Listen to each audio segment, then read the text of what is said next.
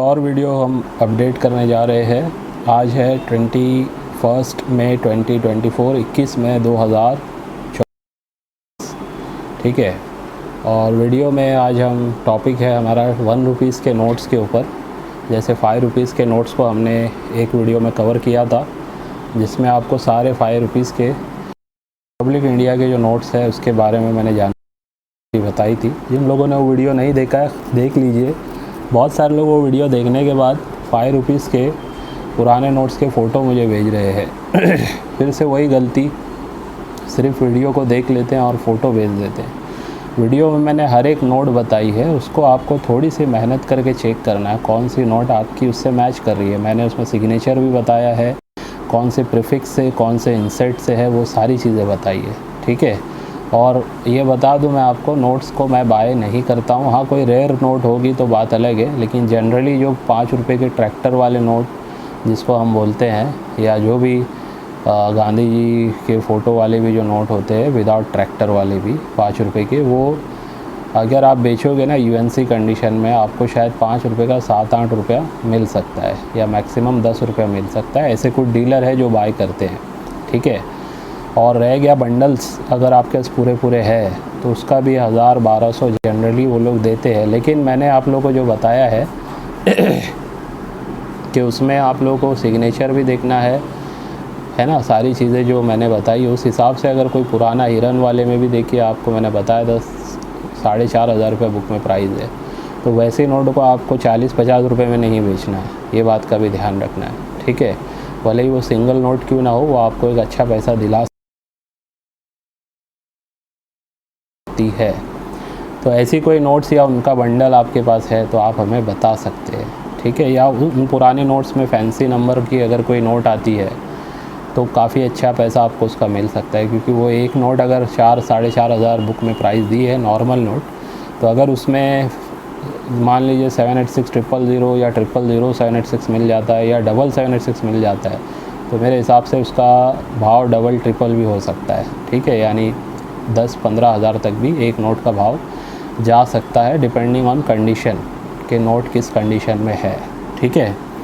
तो वो क्योंकि रेयर से रेयरेस्ट हो जाएगी, तो ऐसे ही हर चीज़ पे, हर नोट्स पे ये सारी चीज़ें लागू होती है जो फैंसी नंबर वाली मैंने बताया। फिर एरर्स भी आते हैं, कुछ नोट्स में मिस प्रिंट एरर होता है, एक साइड का पूरा छपा हुआ रहेगा, बैक साइड में प्रिंट नहीं मिलता है, या हाफ़ प्रिंट वन साइड रहेगा, वन साइड का हाफ़ प्रिंट नज़र नहीं आएगा, या चीज़ें इधर की उधर हो चुकी रहेगी, सीरियल नंबर ऊपर का नीचे हो चुका रहेगा, जहाँ पे प्रिंट होना चाहिए था वहाँ प्रिंट नहीं हुआ है। तो ऐसे कुछ एरर्स होते हैं, छोटे मोटे नहीं, अच्छे एरर होने चाहिए। तो उस टाइप के एरर की वजह से भी ऐसे सब नोटों का प्राइस अच्छा खासा बढ़ जाता है, ठीक है। तो अब आप आज की वीडियो में 1 रुपये के तो देखने वाले, उससे पहले मैं आपको बताना चाह रहा हूँ कि जो लोगों के पार्सल्स पड़े हुए थे और जो मैं चेक नहीं कर पाया था, अभी कोशिश है हर डेली बेस पे 1-2 पार्सल मैं चेक करके, यानी मैंने खोल तो दिया था लेकिन उसके अंदर के प्रॉपरली मैंने सारे देखे नहीं थे। उसकी वजह ये भी होती है ना कि मुझे समझ में आ जाता है, देखिए मेरे एक्सपीरियंस के हिसाब से बता रहा हूँ कि मुझे समझ में आ जाता है इस टाइप से, अगर कोई भर के भेज रहा है ना कॉइन्स, तो उसमें कितने कॉमन होंगे कितने नहीं होंगे समझ में आ जाता है। अब ये ज़्यादातर 80% कॉइन्स ऐसे हैं जिनकी वैल्यूशन शायद 10 रुपये मिलेगी, शायद, अगर कोई देगा तो। और उसमें और जो कॉइन्स है 20%, वो 40-50 रुपये की वैल्यूशन शायद उसकी मिल सकती है। वैसे तो वो बेचने जाएंगे तो शायद उनको किलो पे ही बेचना पड़ेगा। तो बहरहाल इसमें से मैंने ये चंद सिक्के, यानी 10, 12, 8, 10 सिक्के जो भी है, ये मैंने इसमें से निकाले हैं मिंट के हिसाब से। इसमें कोई बहुत ज़्यादा हाई प्राइस वाला नहीं है। अभी ये एक है कलकत्ता मिंट का, छोटा किसान वाला, बाकी इसमें सब मुंबई मिंट। देखिए ये भी मुंबई मिंट का ही दिख रहा है, ठीक है, कलकत्ता का नहीं है। एक शायद उसमें कलकत्ता का मिला था मुझे, हाँ ये हो सकता है, ये 3 में से, हाँ देखिए ये कलकत्ता है और ये कलकत्ता है। ये तो मैं लेने वाला हूँ, ये भी इसे मैं वापस डाल दूँगा, मुंबई मिंट का है ये। तो ये 2 हो गए, और एक ये हैदराबाद मिंट का है, ठीक है, वल्लभ भाई पटेल जी का। बाकी ये सब नोएडा और हैदराबाद मिंट के ये वाले हमारे फूड एंड एनवायरनमेंट वाले ये सिक्के इसमें है, ठीक है। तो ये थोड़े बहुत मैं अभी, ये कोई हाई प्राइस वाले सिक्के है नहीं वैसे, ठीक है। इनकी प्राइस की अगर मैं बात करूँ, जैसे बता रहा हूँ मैं, इस कंडीशन में ये कलकत्ता मिंट अगर मैं बाय करूँगा तो ज़्यादा से ज़्यादा 200-250 रुपये में। ये बेस्ट यूएनसी में होगा तो शायद मैं आपको इसका 700-800 रुपया पे कर सकता हूँ, ठीक है। और बाकी जो स्कार वेरी स्कार श्रेणी के है, ये 100-150 रुपये में शायद मैं आपसे कंडीशन वाइज 80 रुपये से 100-150 रुपये के हिसाब से ख़रीद सकता हूँ, ठीक है।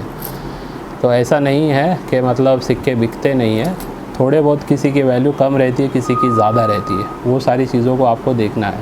अच्छा, रिसेंटली एक मैसेज आया था, हो सकता है मैं वो स्क्रीनशॉट आपको इधर पे मैं दिखा दूँ। वैसे वो मैसेज में ये था, मेरे एक मेंबर ही है, अभी जो पिछली वीडियो मैंने बताई ना जिसमें नेशनल इंटीग्रेशन की थीम के मैंने बताया आपको कि 4 अलग अलग कॉइन जो मैं बाय करता हूँ, जिसमें मैंने बताया 94 में नोएडा मिंट है, 96 में नोएडा कलकत्ता है और 2002 में नोएडा मिंट है। तो अब उन्होंने ये कहा, मेंबर है वो, रिसेंटली मेंबरशिप ली है, उन्होंने कहा कि सर मैं काफ़ी निराश हूँ, मैंने बहुत सारे सिक्के ये वाले जमा किए थे लेकिन उसमें आपकी बुक के हिसाब से भी नहीं मिले और ना ही वीडियो के हिसाब से वो सिक्के मिल रहे हैं, तो अब बताइए आप क्या करूँ। शायद उसने उन्होंने लिखा था कि आप बोलो तो या तो उसको किलो पे बेच दूँ या ऐसा कुछ उन्होंने उसमें लिखा था।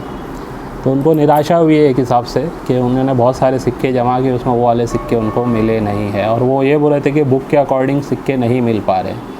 तो अब बाकी के सिक्के यानी कि मैंने बहुत मेहनत से इकट्ठा किए हैं, अब उनका क्या करूं। तो देखिए कड़वा सच है ये जो मैं आप लोगों को बताने जा रहा हूं। अगर आप सोचते हैं कि पुराने सिक्के अगर आप 1000 लेके आ जाएंगे और उसमें बहुत सारे आपको अच्छे बिकने लायक सिक्के मिलेंगे, तो इसकी पॉसिबिलिटी नहीं है। अगर होती तो मैं खुद यहाँ पे किलो वाले सिक्के लेना स्टार्ट करता, ठीक है।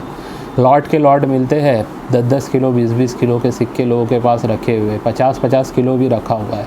लोग मैसेज में दिखाते हैं, वीडियो बना के दिखाते हैं, देखिए इतना सारा। स्मारक सिक्के भी रखे हैं लोगों के पास, डेफिनेटिव सीरीज़ के भी रखे हैं। हम लेते क्यों नहीं है, कि हमें पता है मोस्टली उसमें सारे मेन सिक्के जो है वो निकाल लिए गए हैं, ठीक है। अब वो अगर मैं 10 रुपये से भी उठा लूँ, मान लीजिए कुछ सिक्के स्मारक हैं 10-20 रुपये से मैंने उठा लिए, ठीक है, और उसको जब फिर मैं चेक करूँ उसमें कोई अगर मिंट के हिसाब से नहीं निकला कॉइन, ठीक है, एक्सट्रीमली रेयर तो छोड़ ही दो, अगर वेरी स्कार या रेयर में भी अगर नहीं निकल पाए उसमें कॉइन, तो वो पूरा लॉट कहीं ना कहीं वज़न में बिकेगा फिर। और मैं ये उम्मीद करूँ कि अब ये मेरे पास पुराने सिक्के रखे हैं, इसको मैं क्या करूँ, यानी कि इसको होल्ड करूँ तो आगे बढ़ के मिलेगा, तो ऐसा हरगिज़ नहीं होने वाला है। पुराना होने से कोई भी चीज़ बिकेगी, आगे चल के प्राइस उसका बढ़ेगा, ऐसा इस फील्ड में नहीं होता है। सिर्फ याद रखिए, पहले तो आपको रेयर और एक्सट्रीमली रेयर सिक्के ही या नोट्स ढूंढनी है, उसके बाद फिर स्कार वेरी स्कार। इसलिए मैं बोलता हूँ कि आज अगर आप उसको सस्ते में या तो ख़रीद रहे हैं या फिर आम चलन में से आपको 1000-2000 सिक्के जब आप छाटोगे, तो इस टाइप से 10-5 सिक्के 20 सिक्के अगर निकलते भी हैं तो ये आपके काम आएंगे आगे चल के, ठीक है। अभी इसमें नहीं भी तो मैं बोलूँ कि 500 से 800 सिक्के इसमें होने चाहिए, और ये भी वो सिक्के हैं जो किसी ने छाट के भेजे हैं, ठीक है। उसमें से मेरे काम के ये सिक्के हैं, उनके नज़र में ये सारे उनके काम के हैं या बिकने लायक हैं, ठीक है। लेकिन इसमें से देखिए इतने मैंने मेरे जो काम के हैं वो मैंने बताए हैं। अब अगर उनको मैंने बोला भी है 1000-1200 ऐसा मैंने ऑफ़र अभी उनको देने वाला हूँ मैं, अगर उनको जमेगा तो ठीक, नहीं तो ये सिक्के भी मैं इसमें डाल के उनको रिटर्न कर दूँगा। लेकिन ये जो सिक्के हैं आने वाले 5 साल में इसका काफ़ी अच्छा प्राइस मिल सकता है, तो बेहतर ये होता है कि इनको बेचने के बजाय इसको होल्ड कर लें, ठीक है। मैं तो ख़रीद रहा हूँ अपने मेंबर से, या नहीं भी होते मेंबर तो उनको भी मैं बाय करता हूँ उनसे भी, लेकिन मेरा गाइडलाइंस अगर आप पूछोगे तो भाई अगर इसको होल्ड करोगे तो आपको ज़्यादा प्रॉफिट होने वाला है। आज के टाइम में 20-30-50-100 रुपये में आप इसको बेच दोगे, हो सकता है इसका आपको मतलब ऐसे आपके पास और भी सिक्के हों, हो सकता है एक टाइम में आप उसका 4-5 हज़ार रुपये आज के टाइम में बेच के ले लोगे, लेकिन वही चीज़ 5 साल के बाद हो सकता था आपको 15 से 20 हज़ार रुपये दिला सकती थी। तो थोड़ा सा अगर आप सही तरीके से स्कार श्रेणी के सिक्कों को कलेक्ट करना स्टार्ट करोगे, मतलब हर स्कार श्रेणी का सिक्का भी बिके ये ज़रूरी नहीं है, क्योंकि कंडीशन का भी रोल होता है। हर कंडीशन में हर स्कार श्रेणी का सिक्का बिकता नहीं है, ठीक है। तो बहुत सारी चीज़ें जो सीखना चाहिए, समझना चाहिए, उसके बाद कलेक्शन आप कर रहे हैं तो वो कलेक्शन आपको फ़ायदा देगा। ठीक है, सिर्फ बुक में पढ़ लिया कि ये स्कार है, वैल्यूएशन जो भी होगी उसमें 50-100 रुपया, लेकिन स्कार श्रेणी देख लिया, आप उसको कलेक्ट करने लग गए आम चलन से, तो भी ज़रूरी नहीं है कि वो आपको आगे चल के फ़ायदा देगा। ठीक है, तो ये कुछ इम्पॉर्टेंट बात थी जो मैं आप लोगों को समझाना चाह रहा था। अब मैं अपने मेन टॉपिक पे आता हूँ। फिर से यही बुक से हम चेक करेंगे 2022-23 की फ़िला इंडिया वाली बुक, जिसमें हम 1 रुपये के नोट्स को आज कवर करने वाले हैं। तो फटाफट देख लेते हैं कौन से 1 रुपये के नोट है और उनकी बुक में क्या प्राइस है जो आपको अच्छी कीमत दिला सकते हैं। ठीक है, अभी मैं बेसिक डिटेलिंग में नहीं जाऊंगा कि क्या चीज़ें चेक करनी है, फटाफट आपको बताऊंगा। 5 रुपीज़ वाली नोट्स आप वीडियो देखेंगे, उसमें आपको बेसिक आइडिया हो जाएगा कि नोट्स में क्या चीज़ें देखी जाती है। सबसे पहली जो नोट है वो है के मेनन के सिग्नेचर वाली। ठीक है, ये नोट 1949 में 12/8/1949 में प्लेन इंसर्ट की ये नोट होती है। इसकी साइज़, टेक्निकल चीज़ें आपको यहाँ पे नज़र आ रही होगी। अशोक स्तंभ बड़ा दिखेगा इसमें, इस टाइप का लार्ज अशोक का पिलर इस पर लिखा है, और इसकी बुक में प्राइस दी गई है 8,000 रुपया। एक नोट की एकदम कड़क नोट होगी तब। तो मान लीजिए इसका पूरा बंडल मिल जाता है तो बुक के हिसाब से 8 लाख का वो बंडल बिक सकता है। तो ये एक रेयर नोट है 1 रुपये में। इसके बाद अगर आप देखेंगे केजी अम्बेगावकर जी की 1 रुपीज़ की नोट। ठीक है, इसमें देखिए एक टाइप का ये फ्लोरल मोटिफ, इस टाइप का मोनोग्राम टाइप इसमें आपको दिख रहा है ना। तो ये प्राइसिंग की अगर बात करें तो इन सारे प्रीफिक्स से ये बनी थी। प्राइसिंग है 1500 रुपया एक नोट का, यानी अगर एक बंडल पूरा मिल जाता है तो आपको इसका 1.5 लाख रुपया भी पूरा मिल सकता है। इसके बाद 1951 में प्लेन इंसर्ट वाली है। ठीक है, और इसकी जो प्राइसिंग है वो है 1250 रुपया, यानी एक पूरा बंडल 1.25 लाख रुपए में भी सेल हो सकता है। अकॉर्डिंग टू बुक की बात कर रहा हूँ मैं, और 2023 के ये रेट्स हैं। इसके बाद अगर आप चेक करेंगे तो अब मेरे ख्याल से यहाँ पे इनका कलर चेंज हो गया है नोट का। स्मॉल अशोका पिलर इस पे आ गया है, अशोका पिलर छोटा हो गया है इसमें, और 1 रुपीज़ का इस टाइप का सिंबल भी आपको नज़र आ रहा है सिक्के का। ठीक है, तो इसमें प्लेन इंसर्ट वाली है, 2/11/1991 में बनी है ये नोट, और बहुत सारे अलग अलग प्रीफिक्स में ये नोट बनी गई है। प्राइसिंग 750 रुपया है। ठीक है, 1 रुपये का 750 रुपये मिलना बहुत बड़ी बात होती है, और अगर बंडल में अगर आप जाएंगे तो समझ लीजिए 75,000 रुपीज़ का ये बंडल शायद आपको इसका बिकता हुआ नज़र आएगा। फिर है HM पटेल जी की ये वाली नोट 1 रुपीज़ की। ठीक है, अब इसमें HM पटेल वाली नोट जो है अलग अलग आप देख सकते, प्लेन इंसर्ट की 1951 में ही बनी, वॉयलेट कलर की है ये, 600 रुपये इसकी प्राइसिंग है। फिर इसके बाद ए इंसर्ट वाली 1951 की, इसकी 750 रुपये प्राइसिंग है। प्रीफिक्स इसमें कम है, ए से जी तक है। ठीक है, और फिर HM पटेल जी के सिग्नेचर 1957 की ये नोट थोड़ी महंगी है, प्रीफिक्स क्योंकि इसके कम है। प्राइसिंग देखिए 1250 रुपया है, यानी 1.25 लाख का बंडल ये भी बिक सकता है अकॉर्डिंग टू बुक। ठीक है, HM पटेल का फिर से ए इंसर्ट वाला अगर आप देखेंगे तो 500 रुपये इसकी प्राइसिंग है। एल से लेके जेड तक इसमें प्रीफिक्स में ये बनी थी। ठीक है, इसके बाद अगर आप देखेंगे AK रॉय जी के सिग्नेचर वाले ये नोट्स है, तो इन नोट्स की अगर प्राइसिंग को हम चेक करेंगे तो ये 300 रुपये की आपको मिलेगी 1957 बी इंसर्ट वाली। प्रीफिक्स काफ़ी सारी है इसमें, ए से लेके एक्स तक प्रीफिक्स में ये बनी है। LK झा जी की देखिए एक रेयर नोट है ये 1957 में बी इंसर्ट आपको देखना है। ठीक है, जैसे ये D लिखा है, C लिखा है, ऐसे आपको B देखना है। बी इंसर्ट वाली अगर ये मिलती है आपको और Y प्रीफिक्स से ये इशू की गई है, एक ही प्रीफिक्स से, तो इसकी कीमत है 4000 रुपया। ये एक रेयर नोट है, यानी कि एक पूरा बंडल हमें 4 लाख रुपये भी इसका दिला सकता है। ठीक है, फिर इसके बाद देखिए LK झा जी की C इंसर्ट की है, लेकिन प्रीफिक्स बहुत सारे हैं, तो प्राइस देखिए 200 रुपया है। ठीक है, और फिर 57 में D इंसर्ट की अगर आप देखेंगे तो ये भी 200 रुपये, क्योंकि प्रीफिक्स बहुत सारे हैं। तो जो ज़्यादा क्वांटिटी में छपती है उसकी प्राइस कम होती है, भले ही वो पुरानी हो, लेकिन जो कम क्वांटिटी में छपेगी उसकी प्राइस बढ़ जाएगी।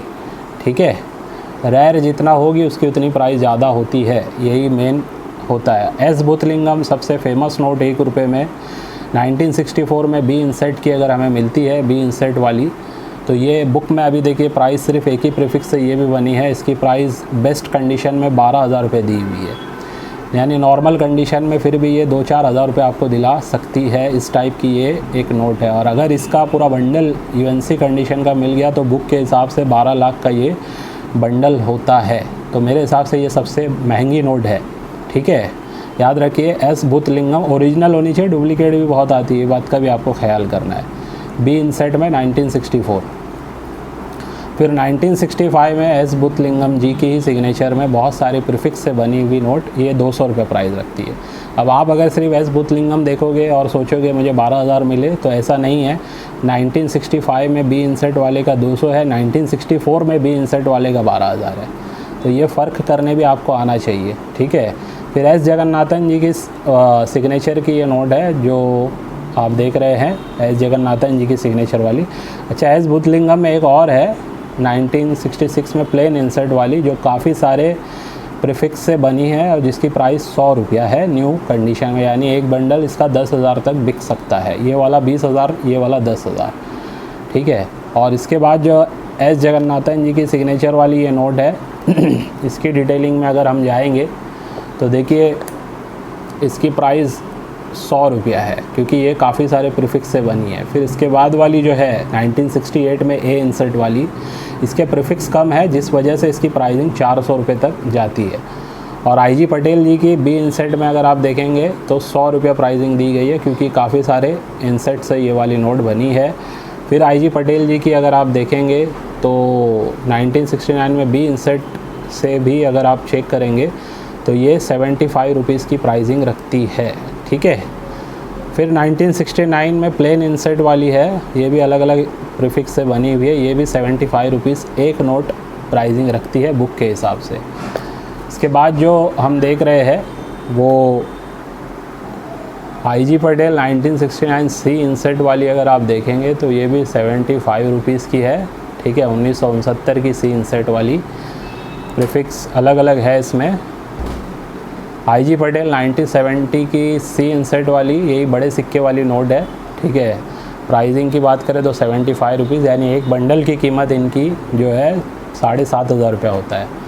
फिर 1971 वाले का भी आप देख सकते हैं, सी इंसर्ट का 75, तो ये ज़्यादातर 75 रुपीज़ की है, ठीक है। आप देख सकते हैं आई जी पटेल जी की जो सिग्नेचर वाली नोट्स है, ये ज़्यादातर 75 रुपीज़ इसमें प्राइसिंग डाली गई, क्योंकि क्वांटिटी मेरे हिसाब से इनकी वैसी ही है ज़्यादातर नोट्स की, ठीक है। 72 में भी देखिए 75 रुपीज़ दिया है इन्होंने, बल्कि 72 में ई इंसर्ट से जो बनी है वो 50 रुपीज़ है, 73 में ई इंसर्ट से जो बनी है वो 50 रुपीज़ है, ठीक है। और एम जी काउल जी जो है, इनकी सिग्नेचर वाली एफ़ इंसर्ट की अगर आप चेक करेंगे तो 50 रुपीज़ है, अलग अलग प्रीफिक्स से ये बनी हुई है ना। एफ़ इंसर्ट वाली 74 में भी आप देखेंगे तो 50 रुपीज़ इसकी प्राइसिंग है। तो एक ही वीडियो में इतने सारे जो मैं दिखा रहा हूँ, ये आपको बहुत कम यूट्यूब पे शायद नहीं देखने मिलेगा आपको, एक साथ सारी चीज़ें आपको जो कवर हो रही है। हमारे वीडियोस का मकसद ये होता है कि जो आम लोग हैं उनको ज़्यादा से ज़्यादा हेल्प हो, ठीक है। अगर वो बुक नहीं ख़रीद सकते हैं तो एक ही वीडियो में कम से कम वो कोई चीज़ को अगर देख रहे हैं, जैसे अभी ये 1 रुपीज़ पे अगर वो देखना चाहते हैं तो पूरा का पूरा उनको समझ में आ जाए कि 1 रुपये की नोट्स में कौन सी महंगी है या कौन सी क्या प्राइस की है। वैसे ही 5 रुपीज़ में मैंने बनाया हुआ है, आप लोग उसको भी चेक कर सकते हैं। तो एम जी काउल जी की 1974 की जी इंसर्ट वाली 50 रुपीज़, फिर से देखिए 1975 में जी इंसर्ट वाली 50 रुपीज़, ठीक है। यानी 5,000 तक का बंडल बिक सकता है। ये भी देखिए 1975 एच इंसर्ट की भी 50 रुपीज़ है। अच्छा, एक बात का ध्यान रखना है आपको, वही वापस रिपीट करूँगा, इसमें अगर कोई एरर आ गया, इसमें कोई सुपर फैंसी नंबर आ गया 7786 या 786000 या 000786 या 11111 या 2222 3333, इस टाइप के नंबर से भी इसकी प्राइसिंग काफ़ी अच्छी खासी बढ़ जाती है, ठीक है। इसको फिर 50 रुपये का समझ के मत बेचना, वो कम से कम आपको 500, 1000 या 2-3 हज़ार भी दिला सकती है, ठीक है। अगर वो 50-100 रुपये वाली बुक में भी प्राइस है तो नंबर सुपर फैंसी होने से या एक्सट्रीमली एरर आने से उसकी प्राइस 2-3 हज़ार रुपये तक भी जा सकती है, ठीक है। तो ये देखिए लास्ट में इधर 76 में इनका आप देख सकते हैं 1976 में आई इंसेट से 75 रुपीज़ दिया हुआ है, ठीक है। फिर इसके बाद देखिए डॉक्टर मनमोहन सिंह के सिग्नेचर वाली जो नोट्स है इनका आप देख सकते हैं 1976 में प्लेन इंसेट है, तो प्राइसिंग इसकी दी हुई है 40 रुपीज़। अलग अलग प्रीफिक्स यहाँ पे दिए हुए हैं डॉक्टर मनमोहन सिंह जी की। 1978 में ए इंसेट से 40 रुपीज़, फिर 79 में फिर से ए इंसेट से थोड़ी सी प्राइस हाई है, बिकॉज़ यहाँ पे आप देख सकते हैं एम और एन दो ही प्रीफिक्स से ये बनी है। प्राइसिंग 100 रुपया होती है, तो 78 79 में फ़र्क है, याद रखिएगा। यानी 79 वाली नोट इनकी थोड़ी सी महंगी होती है। और इसके बाद अगर देखेंगे तो आप 80 में देखते हैं ए इंसेट से, तो 50 रुपीज़ प्राइस है। और फिर आर.एन. मल्होत्रा जी के सिग्नेचर में जो आती है सन 1980 से, ए इंसेट वाली 50 रुपये प्राइसिंग है, बी इंसेट 1980 में 50 रुपये प्राइसिंग है, और 81 में प्लेन इंसेट वाली अगर आप देखेंगे और भी काफ़ी टेक्निकल डिटेलिंग यहाँ पे दी हुई है, तो इसकी प्राइसिंग 40 रुपया है। और फिर जो आप देख सकते हैं फाइनेंस मिनिस्टर चेंज होते हैं, एम नरसिम्हम जी 1981 में के और एल प्रीफिक्स से ही बनी है, प्राइसिंग 50 रुपीज़ है इनकी एक नोट की, ठीक है। यूएनसी कंडीशन की बात हो रही है, बेस्ट कंडीशन। फिर एन नरसिम्हम जी के सिग्नेचर के अलावा यहाँ पे आप देख सकते हैं प्रताप किशन कौल जी के सिग्नेचर है यहाँ पे 1983 में, प्लेन इंसेट से है। प्राइसिंग की अगर बात करें तो 100 रुपया दिया हुआ है। और फिर प्रताप किशन कौशल जी की सिग्नेचर वाली 1984 में प्लेन इंसेट से 40 रुपीज़ है, और 1985 में भी 40 रुपीज़ है, ठीक है। और देखिए आगे बढ़ते हैं, वेंकट रमानंद जी की सिग्नेचर वाली 85 की। अब ये सिक्के देखिए छोटे हो गए, यहाँ से ही आप देखिए छोटे सिक्के वाली नोट आ गई है। अब इसमें देखिए 85 में प्लेन इंसेट वाली जो सिग्नेचर है एस वेंकट रमानंद जी की 30 रुपया दिया हुआ है। 86 में ए इंसेट वाली 30 रुपया दिया हुआ है। 87 में ए इंसेट 30 रुपया है। 88 में 30 रुपया है। 89 में 50 रुपया है, क्योंकि ये कम प्रीफिक्स से बनी है, ठीक है। तो 89 वाली थोड़ी सी महंगी है इस हिसाब से। अब फिर यहाँ पे सिग्नेचर चेंज हो रही है, गोपी के अरोरा जी की सिग्नेचर वाली नोट्स है, और बिमल जालान जी के सिग्नेचर वाली नोट्स है। तो प्राइसिंग की अगर बात करें तो बी इंसेट बिमल जालान जी 1989 30 रुपया, 1990 का 30 रुपया बी इंसेट है। और एसपी शुक्ला जी 1991 का अगर आप चेक करेंगे बी इंसेट से, क्योंकि एक प्रीफिक्स से बनी है, तो 100 रुपया प्राइस है। यानी ये बंडल शायद 10,000 तक बिकता है बेस्ट कंडीशन में, ठीक है। तो एक नोट क्योंकि अगर ये मिल रही है 100 रुपये में, तो 100 नोट का आपको 10,000 रुपये भी मिल सकता है। फिर मोंटेक सिंह अहलूवालिया जी की सिग्नेचर वाली नोट्स शुरू होती है, और ये है 1991 बी इंसेट की 30 रुपया, 1992 बी इंसेट की 40 रुपया, 1993 बी इंसेट की 150 रुपया, ठीक है। यहाँ पे ध्यान दीजिए सिग्नेचर सब पे सेम है, लेकिन ईयर और इंसेट अगर आप देखते हैं चेक करते हैं तो 1993 का बी इंसेट का अगर आपको मिल रहा है तो इसका सीधा 150, यानी कि एक पूरा आपका बंडल 15,000 रुपये भी आपको दिला सकता है। मोंटेक सिंह अहलूवालिया 1993 बी इंसेट, ठीक है। फिर वापस से 94 बी इंसेट में 50 रुपया है, और फिर चलन होता है इस टाइप के न्यू नोट्स का। इसके बाद डायरेक्टली जो नोट्स बनना स्टार्ट हुई हमारी वो है 2015 से। तो 2015 में अगर आप देखेंगे एल इंसेट है आर महर्षि की सिग्नेचर वाली, ये प्राइसिंग आप देख सकते हैं 10 रुपया दी गई है, ठीक है। न्यू बंडल होगा तो 1000 रुपये तक, 1200 रुपये तक, 1500 रुपये तक शायद बिक सकता है। फिर शक्ति कांता दास जी की एल इंसेट वाली 10 रुपया दिया गया है। सुभाष CH गर्ग की सिग्नेचर वाली 2018 की एल इंसेट वाली 50 रुपया है, एक ही प्रीफिक्स से बनी है। तो जो कम प्रीफिक्स से बने रहेगी याद रखना उसकी प्राइसिंग ज़्यादा होती है। तो सन 2018 में ये जो नोट है सुभाष चंद्र गर्ग जी के एल इंसेट वाली, इसका एक नोट का 50 रुपया दिया है, तो याद रखिए पूरा बंडल 5,000 का बिक सकता है ये, ठीक है।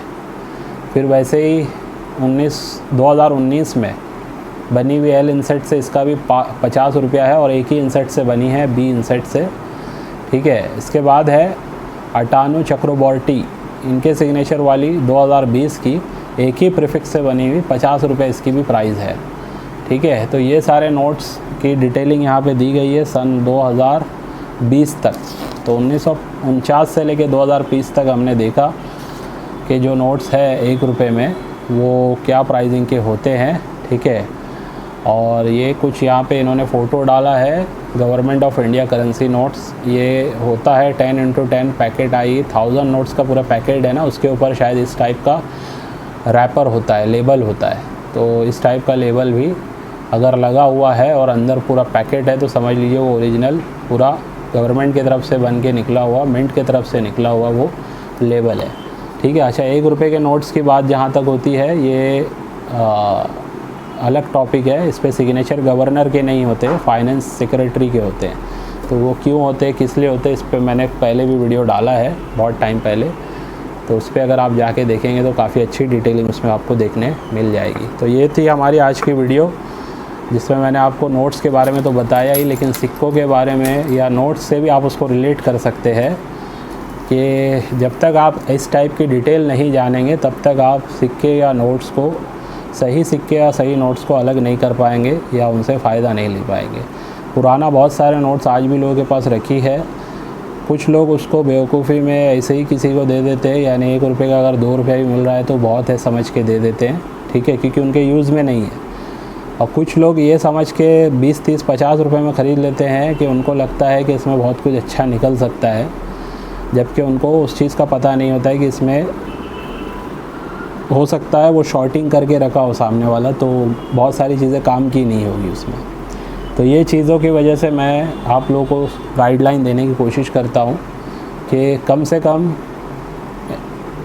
बेसिक चीज़ें जान लो, जो एक नोट या सिक्कों को चेक करने में उसकी दुर्लभता की वजह से उसकी प्राइसिंग जो होती है उस बेस पे कलेक्ट करने में आपको मदद कर सकती है, ठीक है। तो आज के वीडियो को बस यहीं पे एंड करता हूँ, इस उम्मीद से आज के वीडियो से भी आपको कुछ ना कुछ सीखने समझने मिला होगा। चलिए बाय।